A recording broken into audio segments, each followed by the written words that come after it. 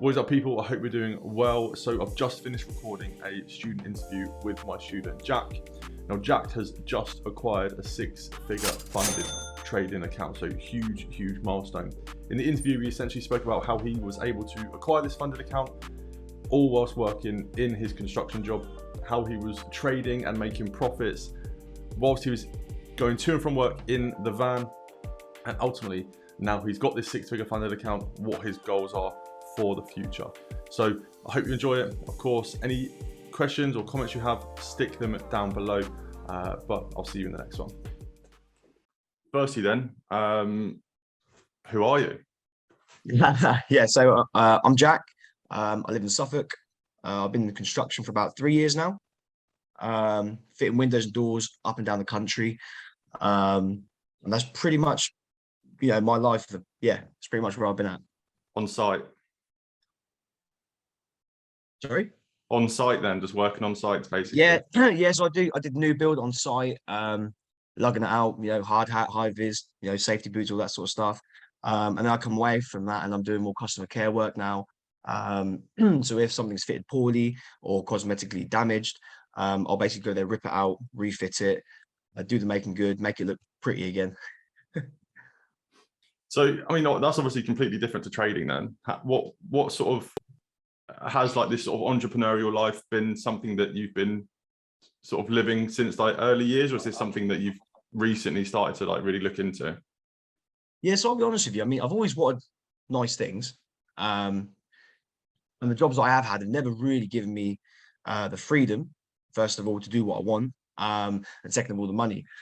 You always see it on social media, Forex. Sometimes it's got a bit of a bad stigma around it because people are trying to, get your money. They're trying to, do you dirty. So your back's always up straight away. Yeah, 100%. But I never wanted to take signals. Do you know what I mean? I don't like having to depend on people. But yeah, no, it's probably since COVID, to be honest with you. Since COVID, that's when I started, getting my money up, getting my savings up, and then looking for that next venture, like the next serious career choice. Yeah. So obviously before trading, was there anything else there that you had tried? No, it wasn't. So To be fair, I stumbled across trading. Like I said, I knew a couple of people that did it. A couple of people had failed, a couple of people doing really well. So the proof was in the pudding. Do you know what I mean? Like the people were doing well. People were going to London, sure. splashing out, and I really liked the lifestyle. So that's where I wanted to better myself, and that's when I got involved. Of course. So what was that first step into trading then? I'm not sure. I don't think did you work with me first, or was there anything before that? Now, so do you know what? I think I got quite lucky because there are some courses out there that, let's just say, are probably below par. I think I got quite lucky. Obviously joined you, like I say, in October last year. And ever since then, I haven't looked back. But no, I've never done anything else. Joined your course. Started right from the beginning. Went through it. Opened up my own little demo account. And you know how it is when you first start. You're just excited, but then so you're trading everything. Yeah. And sometimes it feels like it's really easy at the beginning. You're getting it, you're smashing it. And then as you get into it, you think, cool, it's not that easy. I was obviously riding a good wave at the time. And then you sort of bring everything else in that you learn from the course. Yeah, of course. I can't believe that. I actually can't believe that. Literally, I reckon we could probably ask everyone in the community, and 99% of people would have said that they've done signals before, they've lost money before, they've done some other course before, they've done something before. But literally, this was like your first ever time trading. Yeah. Literally, honestly, I laugh about it myself. Like, I got really lucky, I think. I literally came into it. Your course has got great content. Do you know what I mean? And don't get me wrong, I lost money. I've definitely lost money. But I mean, since October last year, I've probably spent near enough $2.5 grand, obviously including a laptop, paying for the course, paying for the FTMO account, and multiple other things. Like I've spent a lot of money. I've never made a penny so far. But like I say, now I've passed. Hopefully, all that hard work will, pay off, and I can start seeing some good, get some of that money back essentially, and way more. Yeah, of course. So tell me about those sort of early days in trading then. How was those sort of, let's say, like first like 6 months of learning? Yeah, so I mean, like I say, when I first started, on the demo account, I was catching some good trades, and I was like, God, this is easy. Do you know what I mean? I was like, this is too easy. I don't understand, why it's so hard. And then I think I was just started at a great time. The markets were awesome. I only was doing, the supply demand. I wasn't including liquidity and all the other sort of stuff that, Mold's a great trader. So yeah, I mean, but I've had some real ups and I've had some real downs. I remember making 12 grand in a day, and I was like, right, I'm ready, absolutely ready. Do you know what I mean? That was like 2 months in, and then I lost it all on the demo account, and I was like, God, like it's not as easy as I think. And that's the thing though. Sometimes you've got real bad days where you worry, but then also the flip side of that coin is if you're too confident, do you know what I mean? You think you're the shit sort of thing, that it doesn't work.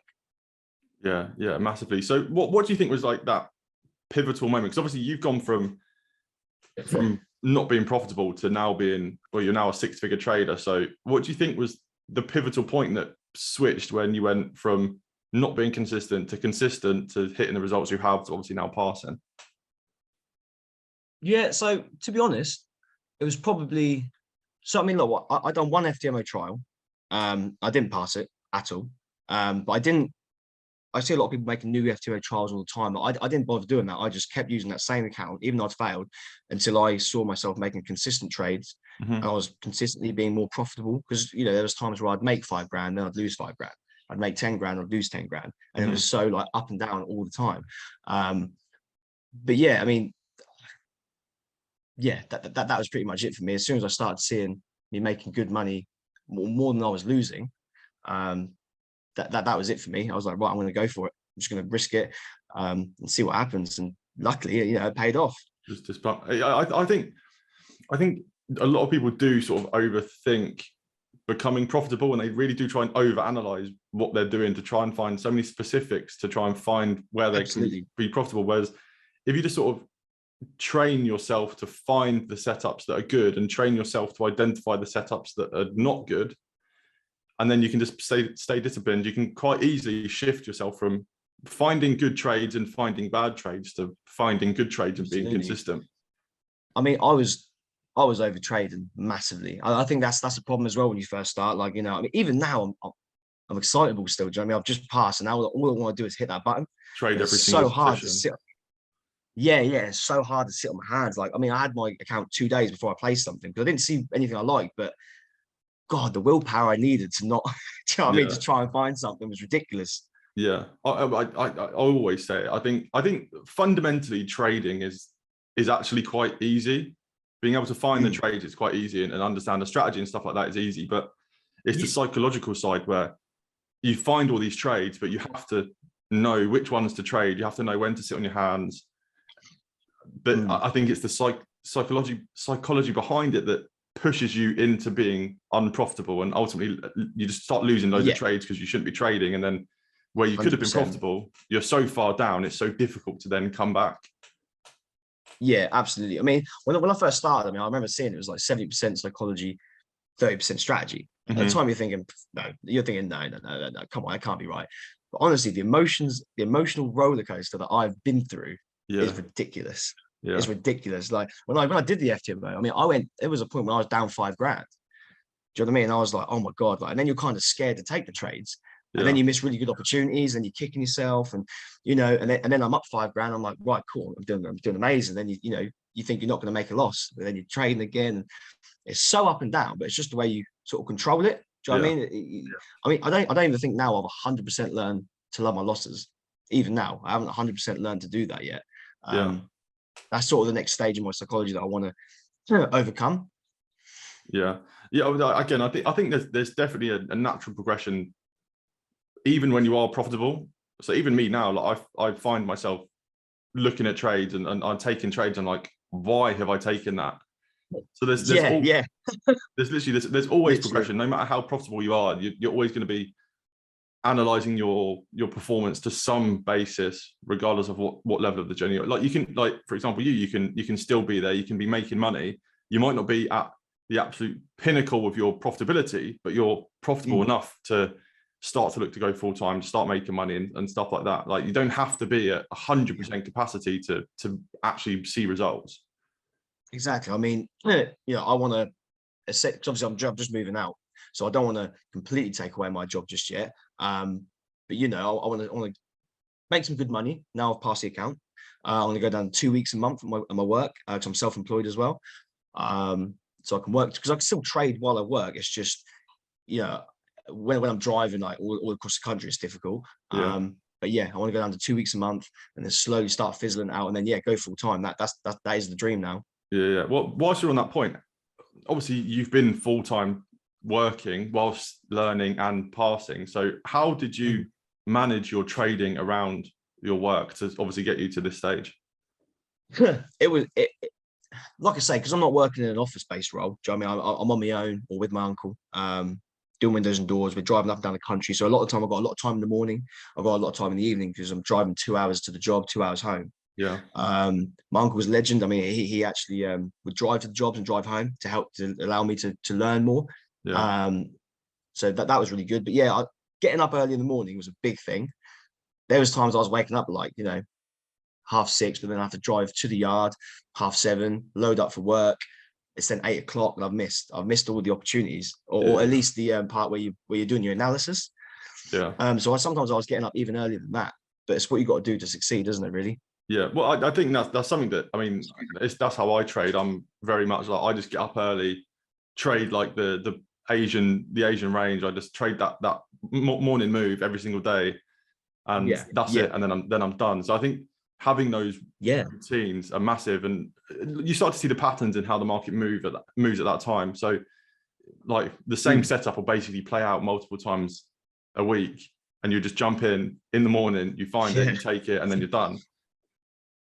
So I think literally, like those routines are massive. And if you can find like that block of time in and around work, I think anyone can really make it work.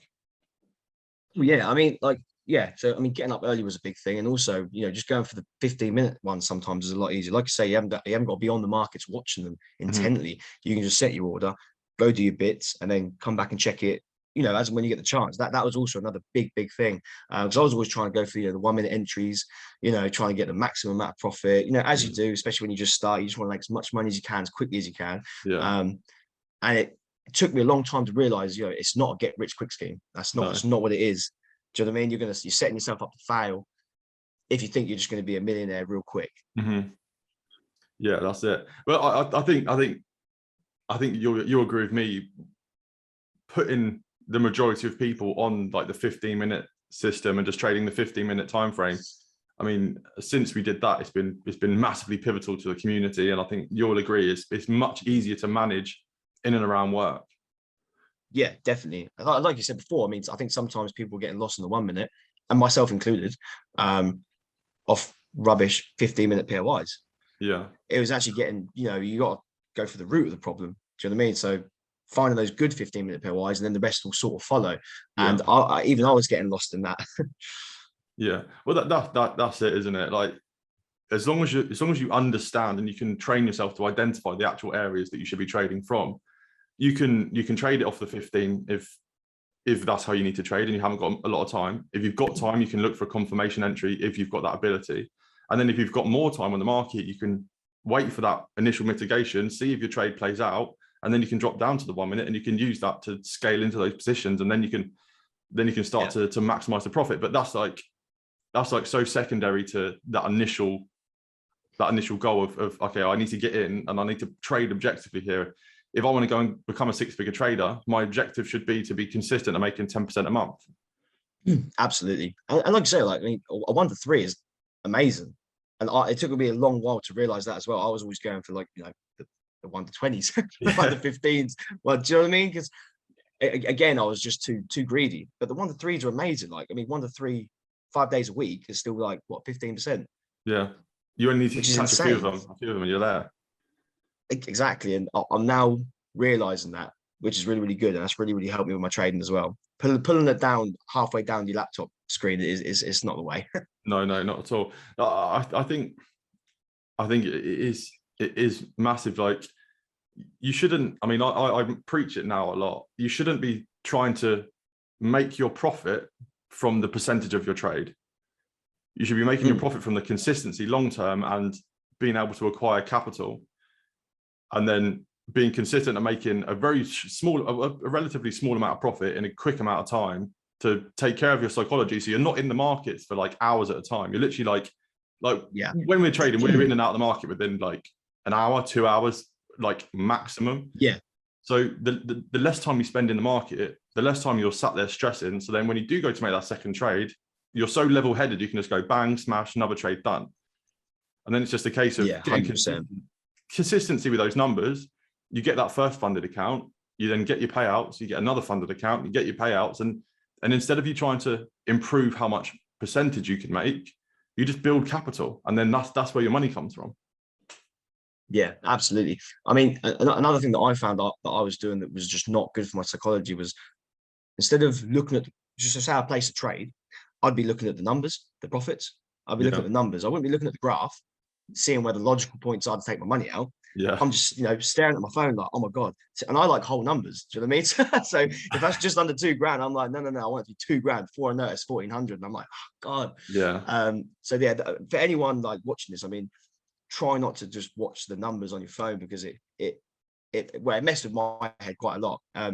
Rather than looking at the graph and thinking, right, that is the logical place to take it out. Yeah. No matter what the numbers are, I'll take it out there, because it's better to have that than lose half your profits. Yeah. Yeah. And it's very, very easy to get caught up by the profit and not like the percentage. So it's like, big time. Like my trades run to 3% now, but if I leave it a little bit longer, it's going to be $3,000, or it's going to be $5,000. Let me just catch that little bit more. But it's like as soon as you do it once, then it's like, I'll just do it a little bit more the next time and next time, and then but before you know it, you're not taking your profit of 1 to 3, and then it's back at break even. And you're sat there with nothing. Kicking yourself. Yeah, literally, mate. I've been in that situation so many times. Like even though I've passed it, I'm not perfect at all. Even now, I'm still making mistakes. Yeah, I 100% agree. I think as soon as I started to instill that in the community of just, I mean, if it goes 1 to 10, it goes 1 to 20, it goes 1 to 1, whatever. If you can get in and get out at 1 to 3, you're not only you can be making very, very good money. I mean, you're making 3% on even 100K account in a day. You're making thousands of pounds. So it's like you have to like really break down these numbers. But so what if it goes 1 to 10, 1 to 20? Who cares? Because it might not that next time. Or you might be so stressed out trying to catch that the next trade you do, you find a trade and it's like, it's not even a trade, and you end up taking a 1% loss. It's exciting to see those big numbers, but it's also way nicer on your head if you just get in and out as quick as you can and just get on with your day. Yeah, the little numbers add up. I mean, like you say, 3% a day. Say you're risking 1% on 100 grand, that's $3,000. That's 15 grand a week still. I mean, it adds up. It's not all about getting the million in one day. Yeah, of course. I mean, there was one time I've watched the same video 3 times in a day. So I mean, I'll just have it on the background, like not necessarily watch it, but say I'm driving, I'll just listen to it, and then I'll watch it again when I'm home. And then that is the only way I got to where I am, is watching the same stuff again and again and again and again, drumming it into my head, and then practicing it, and then drawing up the graphs after watching it, and then having it alongside my graph so I can watch it while I do it. And touching on that point, then what do you think was an effective technique for you to actually learn how to trade? Like how did you sort of go about learning and actually processing the content? So I mean, the way I learn is I watch, I do, and then I just repeat it, to be honest with you. I mean, my screensaver on my phone is actually just notes. I've written out key points.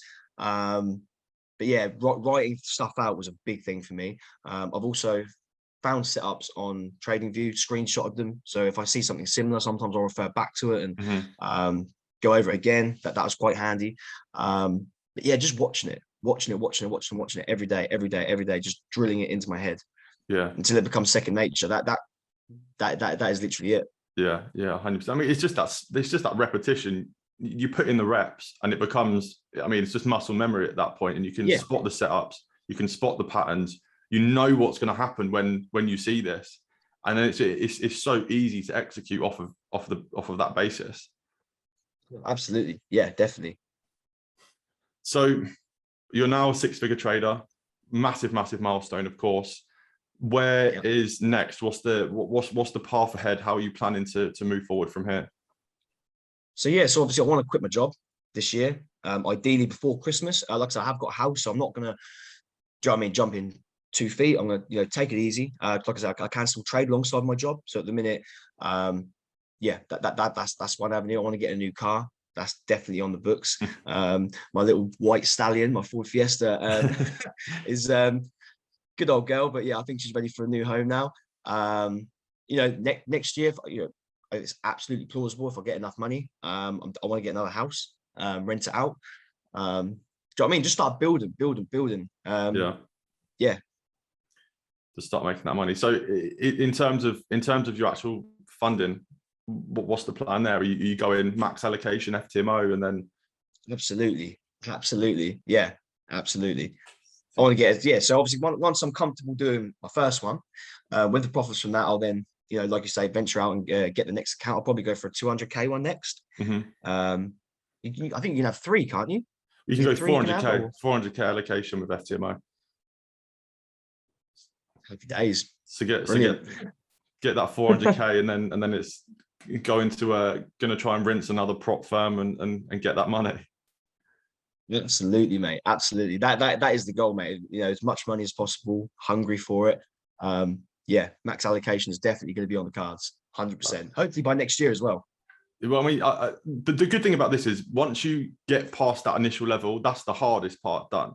Once you can, once you got that first payout, that's when things can snowball. Yeah, that's when things can really snowball.